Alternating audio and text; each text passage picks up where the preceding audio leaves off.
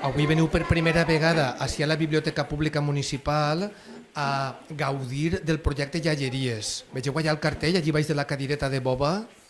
La cadireta de boba perquè els iaios i les iaies sempre se sentaven allí en la cadireta de boba a la vora de la llar, a la vora del foc, a contar les seues històries, o a la porta del carrer quan era estiu, a prendre la fresca en la cadireta de boba. Val? Al llarg de la vesprada vos contarem contes o costums o costums relacionats amb la Pasqua o costums o contes, perdó, o altres cançons que segur que els iaios se'n saben i són molt xules. Li donem la paraula a Maria, que veureu que se'n va en seguida perquè se'n va a fer de iaia, a replegar a la seva neta que acaba a les 4:30 en el col·le. Val?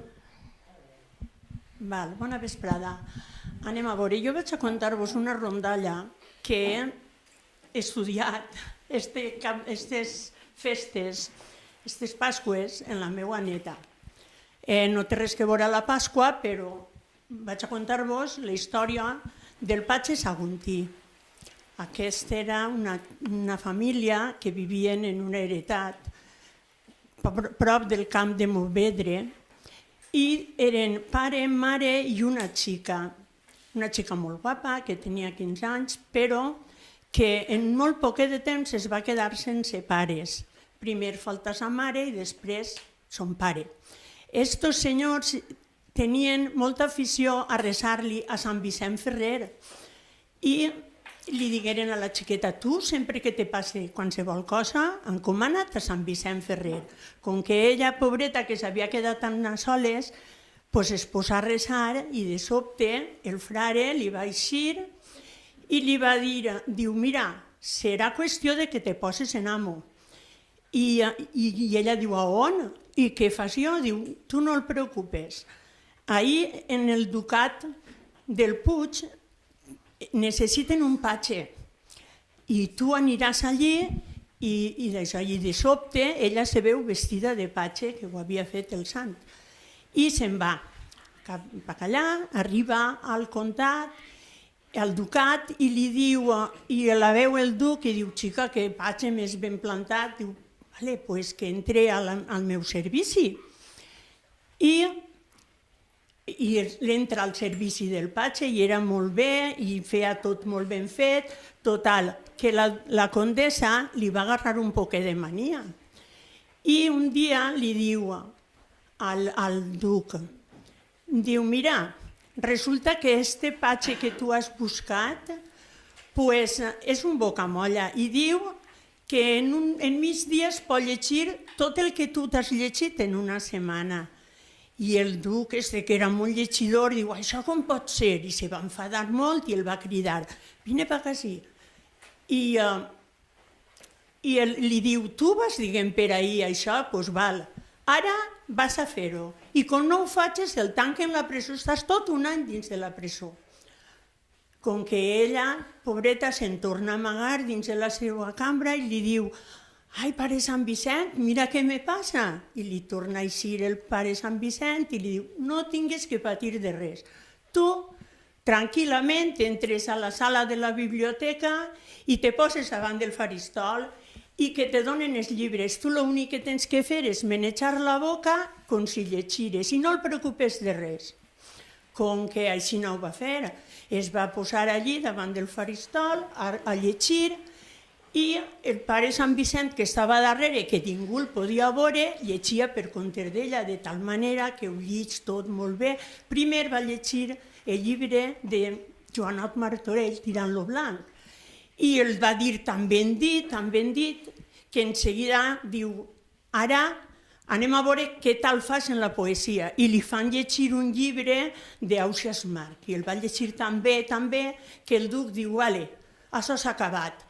Molt bé, ho has fet molt bé. I el va perdonar i se'n va anar. Però la condessa, la duquesa, encara tenia un rencor ahí dins i diu, este me té que pagar a mi això. Com que s'inventa una altra història i li diu, allí en aquell terreny n'hi havia una serp que era el terror de tots els terratinents i de tots els llauraors. Els eixia i es matava. Hi havien anat molts cavallers a veure si la mataven, però ho havien perdut i no havien pogut fer-se en ella. Com que li diu, la condessa li diu a d'aquell, diu, mira, ara va dient que tants cavallers que s'ha enviat, ell és capaç de portar la serp viva ací, al castell. I en seguida el duc el crida altra volta, vines i és que jo no sé com eres. Ella no podia dir que no, la xica no la deixava parlar. I resulta que li diu, val, doncs ara vas a fer el que has dit. I si no ho fas, prepara't, que ara serà un poc més gros, te penjaré de la torre més alta. Com que la xica torna a demanar-li a Sant Vicent, pare Sant Vicent, ara mira que difícil m'ho han fet. I diu, no et preocupes de res, tu sols tens que demanar-li dues coses al duc. Li demanes el millor cavall que tinga i un canut d'agulles saqueres. I no el preocupes, i ves a buscar la serp. Com que això fa, ella se'n va i li diu, mire, me dona el millor cavall que tinga i un canut d'agulles saqueres. I se'n va a buscar la serp, i aquella serpota era enorme, ningú havia pogut matar-la ni res.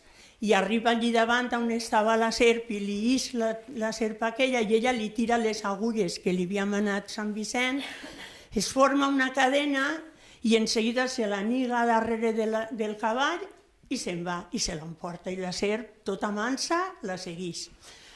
Anant cara al castell del duc, veuen un ermità. Sabeu el que és un ermità? Doncs és un home que dedica la seva vida a resar i estava en una ermita en la muntanya. I la serp es posa a riure com si fos una persona. I segueixen avant. Arriben on està la duquessa i les seues persones que estaven al seu servici i la serp torna a riure's. I quan arriben li diu al duc, què fas del bitxo? Diu, pues ara el ficaràs allà dins en un terrari que n'hi ha allí a la porta. I la posen allí dins i la serp se n'entra sense llevar-li la cadena, se n'entra i avant.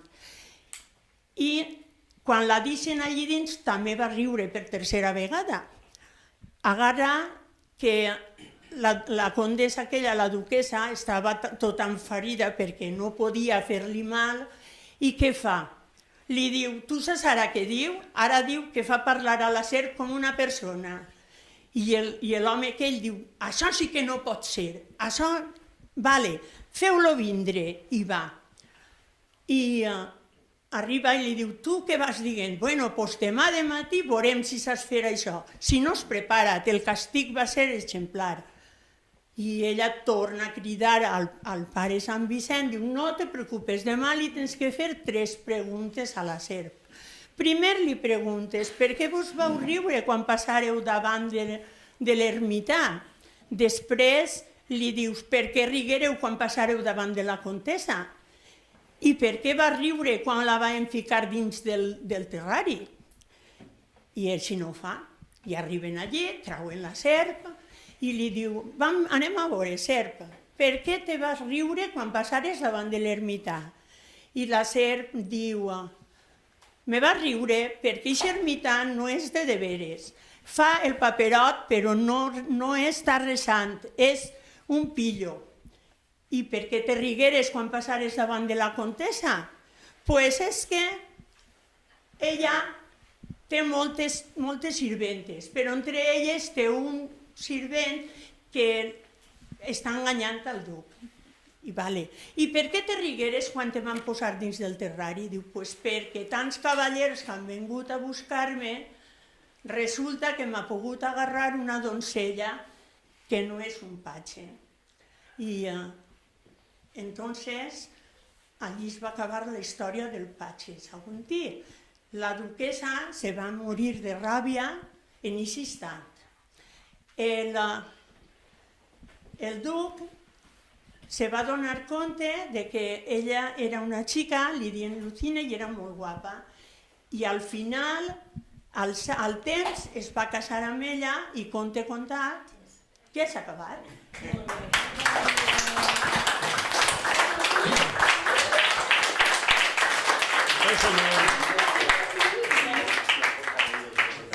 Pues senyor, això era un cavaller que tenía un criado que estaba un poco tonto. Y un día le diu, ves al mercat y me compres 1 kilo de raïm y 1 kilo d'aix. I el tio se'n va al mercat, molt content. D'aix.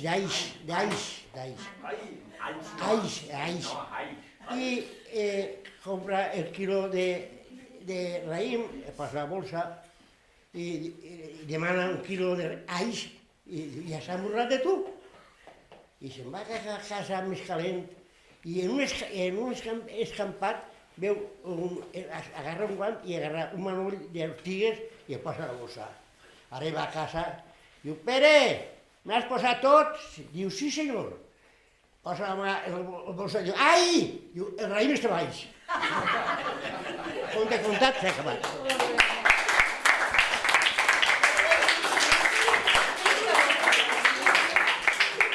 No havia fet ai?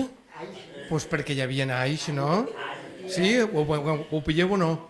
És que el tio Juan és així, ell sempre té la broma a punt, No vos l'havien presentat. Ell és el tio Juan i la dona que se n'ha anat, Maria, val? Ara contarà Enrique. Va, Enrique, contarà. Si són més petits, quasi millor, però... Creo que també ho és. Bueno, sí? Bueno, pues això era el ferrer de Benimodo. Benimodo havia un ferrer que no tenia cap de gallet. No tenia diners. I mira si estava covardit, pobre home aquell, que va dir, diu, donaria la meva ànima, diu, en tal de tindre 10 anys, prou diners. En si rum apareix el dimoni en els cuernos i diu, diners no te'ls acabaràs, gastes que vulguis. I el tio anava gastant i vivia bé, comprant tot el millor i tot, de categoria. Bé, vaig un dia a plegar un pobret allí a casa i així allà fent-se de nit i diu, ai, diu, avui no menjar res, diu, i no tinc on dormir. Diu, oi, doncs, com el sobrava, compraven tant, tenien tants diners, diu, si vol menjar això, ai, menjar molt a gust, molt bé. Ale, pues xites ahí en un quarto que havia allí en el corral, vale? I les dones se fijen més. Els xics quasi sempre se fijen menys. Les dones se fijen més. I la dona li diu, tu saps qui és? Diu, ni idea. Diu, això és el nostre senyor, que va vestit de pobret. Això és el nostre senyor? Diu, sí, això és el nostre senyor. Bé? Diu, ara, com estava cansat i el nostre senyor anava a xitar-se, diu, demana-li cel. I se'n va ell i diu, voldria tindre un excusat. Sabeu el que és un excusat? Bueno, doncs excusat és en valencià. Ara diguem vàter. És inglès, vàter és d'inglès. Com d'això, t'és dient excusat. Diu, un excusat que qui se sente no puga alçar-se hasta que jo no diga, ja està bé. D'acuerdo? Au. Se'n va a xitar-se i la dona diu, l'has demanat cel? Diu, no. Chico, vés i demana-li cel. Se'n torna per allí. Què passa? Diu, voldria tindre una bota de vi, va empinar-se la xina i beure. Diu que el qui se l'empinara, hasta que jo no diguera, ja està bé, no puga llevar-se-la de la boca. Au. La dona torna altra volta. Li has demanat cel?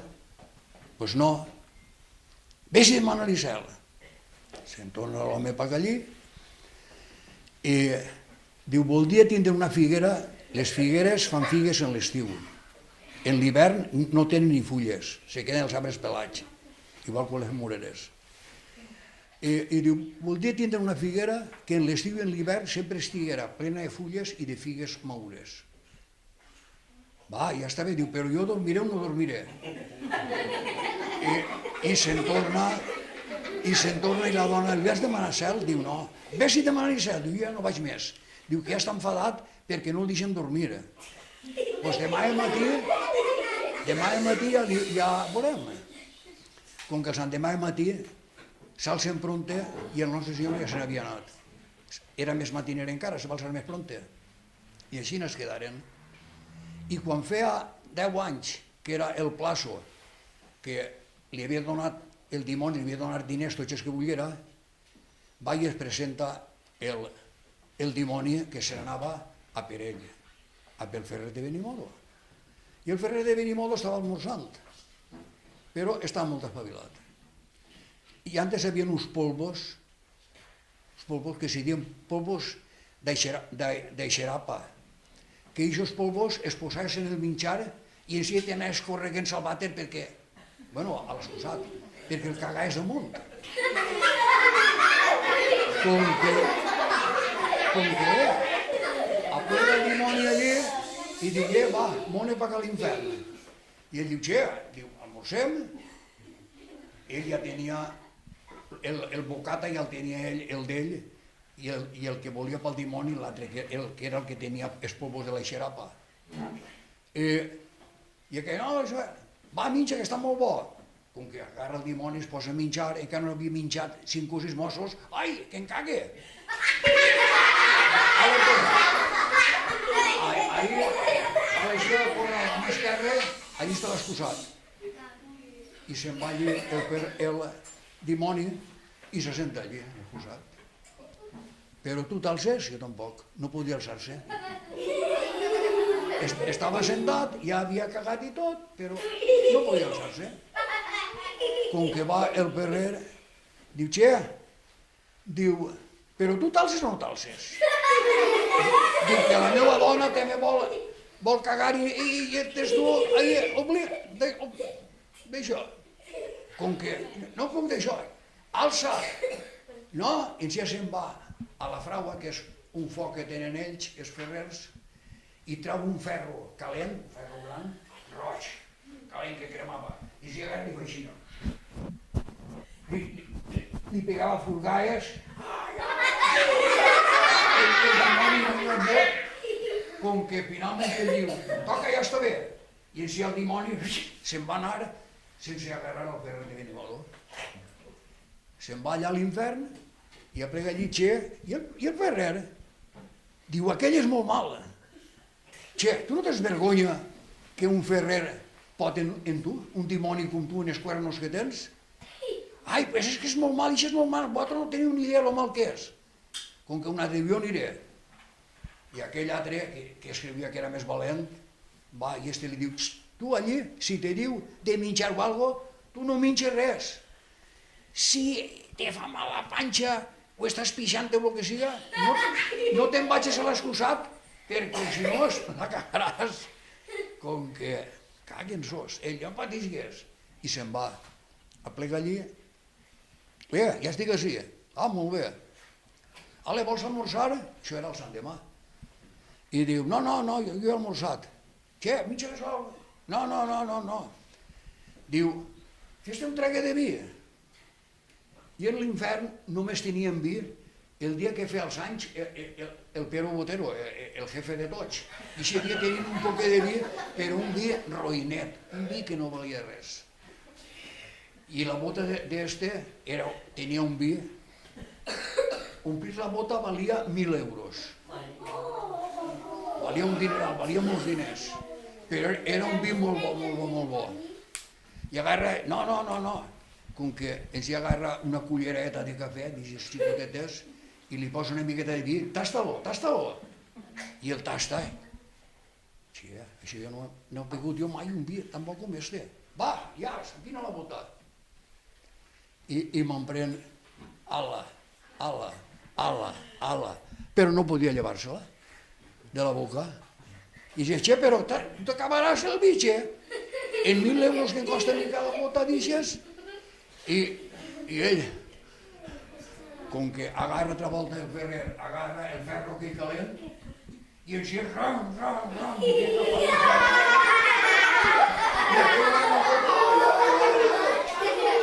i se'n va fugint cap a l'infern. Pega allí el jefe dels dimonis, però, i el ferrer de Benimodo? ixe és més mal, no sé què, ni sé quan, però tot és vergonya de no portar-lo, xe. No teniu ni idea ixe qui és. Hi havia un dimoni que estava coixó, però era el més mal de tots. El dimoni coixó ixe era molt mal, no teniu ni idea de lo mal que era. I aplega i diu, aniré jo i veuràs si veu no ve.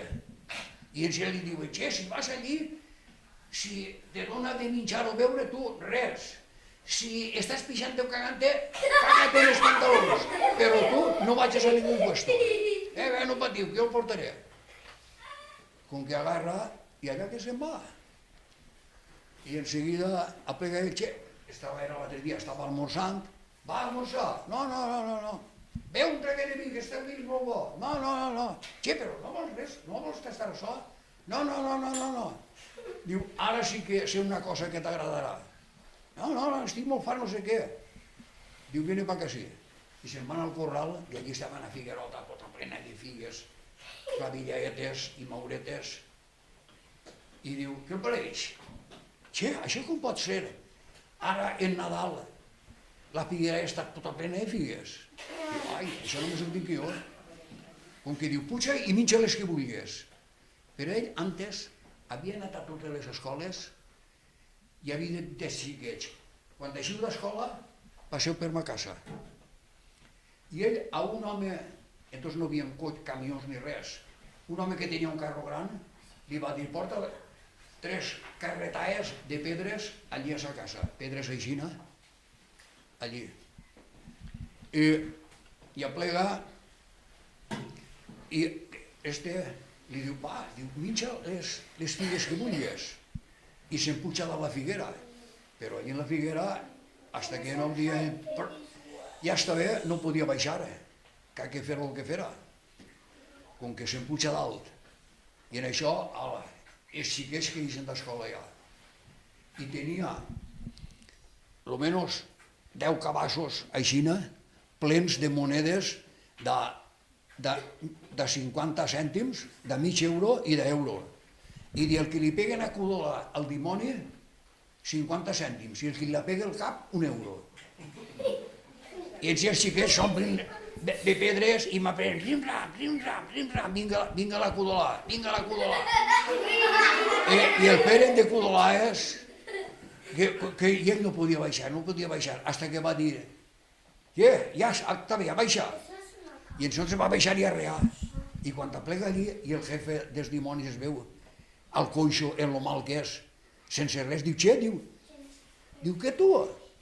Diu, per què no has portat eixe? Diu, eixe és doble dimoni que nosaltres, eixe és més mal. Che, però tu? Diu, no pot ser. Bueno, pues entonces, i ahí estava, en Benimodo. Però ve un dia que es mor. Es mor, i entonces l'ànima se'n va... ell es va dir a les famílies d'ell, a les filles i tot, es va dir, quan jo me muiga, en l'ataúd me poseu una tatxa així de grandota i un martell gros. Bé, i per compte d'això li posaren allà l'ataúd i li posaren això. I aplega ell allà al cel i això, dic, tu vas vendre l'ànima a canvi de diners i tu així al cel no pots entrar. Se'n va al purgatori, tu eres massa ruïn per vindre així.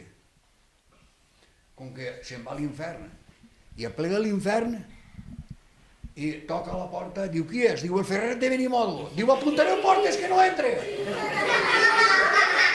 No el deixaven entrar. Sí, que apuntaran i que posaren falques allí a la porta, bastons i tot, i trastos perquè no poguera entrar. Tenien por, no volien que entrara allí. Com que havia un dimoni que era nassut. I allí la porta de l'infern ja és prou vella i tenia un forat aixina. I el nassut volia veure el Ferrer de Benimodo. I si que era tan roïn, volia veure com era, i agarra el vegina a guaita i clava el nas. I només trau el nas per cá fora i ens agarra ell el cau aquell que tenia, la tatxa aquella grandota que tenia, com si fos una espasa. I el martell, i pam, i li pega així al nas, per l'altra part del forat i es queda el dimoni xina que no podia ni entrar-se'n ni eixir-se'n. Allí en això clavat. Com que se'n va vindre cosa a casa perquè ningú el volia. I no fa molt li pregunti jo de Benimodo, «Ixo el Ferrer de Benimodo?» En castellà diu, sí, diu, en està, diu, «Ixo a la petanca». Ja s'ha acabat. I ja no sé res més, si aneu a Benimodo, pregunteu. Mireu que majors són i quanta memòria tenen encara, per a recordar un conte tan llarg, en tants detalls i contar-ho tot, I ara, Fernando, Vicent? El tio Fernando ara vol descansar, pues ara vos ho contaré jo. Heu de saber que així, en Alcúdia i entre tots els pobles, quan nosaltres érem com vosaltres i més fadrins, se matava el porc en quasi totes les cases. I després, en el trespol de la casa, se penjaven les botifarres, les sobrassaes, les llonganisses, se penjava tot. En una casa havien mort el porc, hi havia un gatet i un gosset. Els gats quasi tots són sempre més pillos que els gossos. I el gat va veure que arrimat a la porta, per la cortina, si pujava, havia una sobrassà que es podia fer en ella. I què fa el gat? El gat s'agarra a la cortina i en les ungletes puja i quan estava propet, en la pateta, tac, i la sobrassà feia tap, tap, i ell tac, tap, tap, tap, en un tap d'aixòs va i la tira. Però el gos que estava baix, amb la boca oberta, l'empoma. I el gat es tira en un bode dalt baix i diu, dóna-me-la, que és meua, que jo l'he tirat. I el gos com ho podia fer, jo l'he empomat. I arren a córrer els dos, camí per amunt, per allà, perquè el cementeri anaven corregents. Quan passen un tros, va i els apareix una raboseta. I es veu els dos, diu, per què? Per què aneu tan cansats i tot això? I el gat, conforme pot, diu, és que jo he tirat la sobrassà i el gos l'ha fet en ella. I el gos diu, però és que jo l'he empomat. I d'ahir no es treien. Total, que la rabosa diu, voleu que ho arregle jo? Va, anem a veure. Diu, mira, ara la partiré per la meitat, i la meitat per tu, i l'altra meitat per tu, i així no renyireu. I els dos es va aparèixer bé, però com la rabosa no tenia res de boba, vaig partir un tros més gran que l'altre. Claro, els dos volien el tros gros, el tros més gran, i altra vegada renyir. Diu, no, a veureu. Li pega, diu, ara faré jo, l'igualaré, li pega un mos al tros gran i es mitja un bon tros. Però què fa? Torna a deixar l'altre més gran. I tampoc estaven d'acord. Total, que entre uns i altres, i ara vull, que ara no vull, vaig minxar tota la sobrassà, la rabosa. I es quedaren els dos mirant-se, se'n tornaven per a casa i deien, Déu que vos hem segut. Si me l'haverem partit nosaltres, fora que me l'haverem furtat. I quan t'he contat, ja s'ha acabat. Bueno, això era fa molt de temps, quan no hi havia les escoles que n'hi ha ara, tants mestres, hi havia molta gent que arribava a fer-se major i no tenia els coneixements que vosaltres aneu adquirint en l'escola. I per entrar a treballar un home li preguntaven si sabia de lletra. Sabia de lletra era si sabia llegir i escriure. I un home que havia anat gens a escola es presenta a demanar feina i diu, vostè sap llegir i escriure? I diu, no, jo sé escriure però no sé llegir. I diu, com pot ser això? Si vostè sap escriure sabrà llegir? Diu, no, diu, a veure, demostre-m'ho seu. I entonces l'home agarra un paper i posa allí, li donen una lapicera, encara no havien inventat els bolígrafos, i es posa a escriure i diu, ale, ja està. I el mestre que estava examinant-lo veu i diu, són borinois, ahir què diu? Diu, ai, jo no ho sé, ja li he dit que jo no sé llegir. Cuento contant això. Diuen i conten i diuen que hi havia una família que tenia un corral amb uns quants animals i tots els dies estaven allí treballant perquè els animals tots els dies fan caca, hi ha que netejar-ho, i tots els dies volen menjar. Total, que estaven allí una miqueta castigats. Els van enviar a Recau els seus familiars que vivien en el poble del costat, que venien les festes, que si no anirien allí a passar un parell de dies en ells. I ells vinga a pegar-li voltes, i com ho farem? Si mos deixem així els animals, què farem? Total, que al final decidiren anar-se'n a la festa i li posaren allí un prou de menjar per al porc, per a que estiguera aviat uns quants dies, i escamparen una miqueta de daxa, bueno, una miqueta no, prou de daxa per terra per a les gallines i per al pollastre, i per al gat, que també tenien un gat per a que es menjara ratolins, li posaren un plat ple de caps de sardina. I pensaren que en això tindrien prou per un parell de dies, se mudaren tots ben mudaets, pujaren al carro i a riaca i pa callar.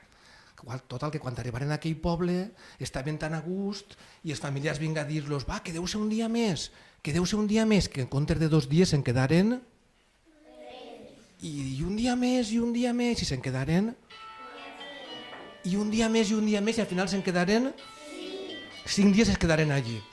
I mentrestant en la casa sabeu el que havia passat? Pues que els animals, com no saben pensar que l'endemà vindrà un altre dia, vegeren tot el menjar i se ho estacaren tot el primer dia. Tot el menjar se'l va menjar el porc, les gallines i el gai també. I aquella nit dormiren molt bé perquè tenien la panxa ben pleneta.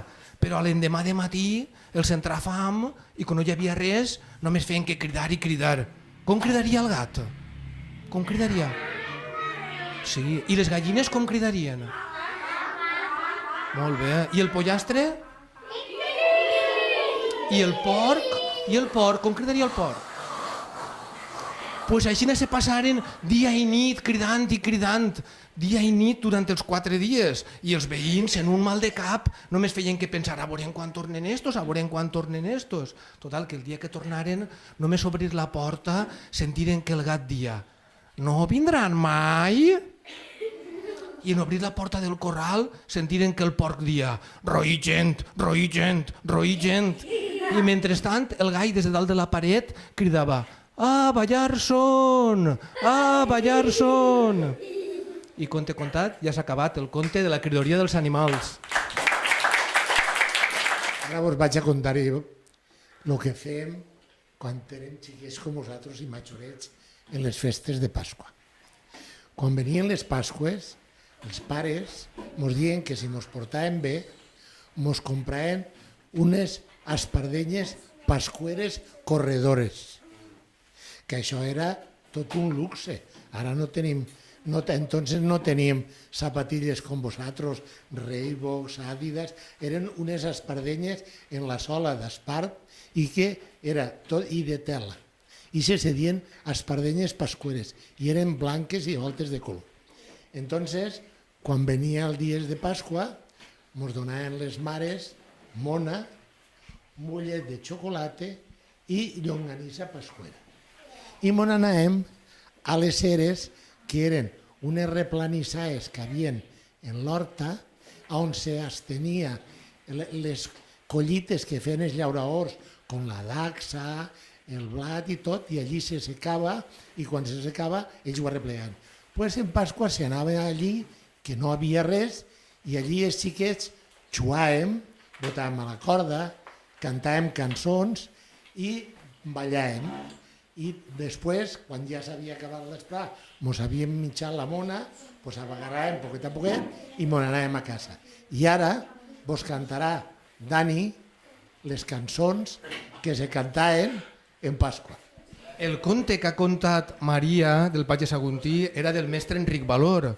El conte que ha contat Enrique, que ha dit el Ferrer de Benimodo, Enric Valor el té transcrit com el Ferrer de Bèlgida. I esperàvem que Ferran mos contarà també el pollastre de festes, però perquè s'haver arredonit. Però un altre dia era El mig pollastret, molt bé. I tots aquests contes els podeu tornar a llegir vosaltres així en la biblioteca. Per això fem així l'activitat, per a que vingueu, vegeu quants llibres n'hi ha i pugueu vindre a agafar el llibre i tornar a llegir les històries que ells conten, val? He tractat d'esbrinar l'etimologia d'aquesta alegre paraula i he trobat les següents. Tararí, onomatopeia que imita el so de clarí. Tararà, onomatopeia que imita el so de la trompeta. Fins que he trobat la següent paraula, la tarara. Cançó molt coneguda en la tradició hispana. Federic Almela, musicòleg i compositor espanyol, que va néixer en Burgos de Osma, província de Sòria, en 1865, que replegava com la denominació de ball de manera aguda, però hem de tornar la tarara sí, la tarara no. En la comunitat valenciana gaudim d'aquesta cançó infantil, però molt respectada per joves i sobretot amb una dolça enyorança pels que ja contem moltes primaveres. En els dies de Pasqua, la colla d'amics i amigues eixien al camp, especialment a les amples eres, on llavors tallaven el blat, la dassa i les llegums. Per sort o per desgràcia, aquelles eres on brollaven cançons alegres han construït complexos residencials i polígons industrials. I en aquelles espacioses eres se menjava la mona, llonganissa, enciams i ous durs, i es volava el catxerulo. I en cor de xics i xiques es ballava a moltes cançons pasqueres. Federico García Lorca va escriure una lletra en 1920 per a la música d'aquesta cançó. Jo, en 2018, la cante per a tots. Va. La tarara sí, la tarara no, la tarara mare que no valle jo, al meu de respecte cante-la, tarara perquè sants empecen i no puc ballar-la. La tarara sí, la tarara no, la tarara mare que no valle jo, en els dies de Pasqua cantem-la, tarara, però té un defecte, el prompte que passarà.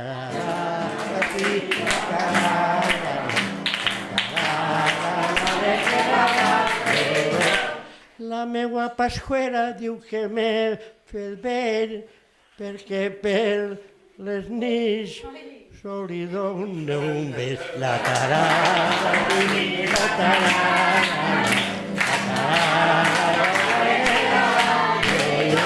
ja no tinc pasqüera, diu la meua neta, perquè la que tinc me diu que és abuela. La tarara, la tarara, la mare que no va jo.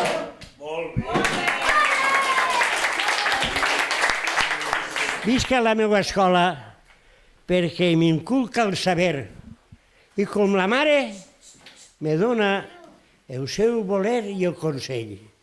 Visca la meva escola i mai la tinc que oblidar.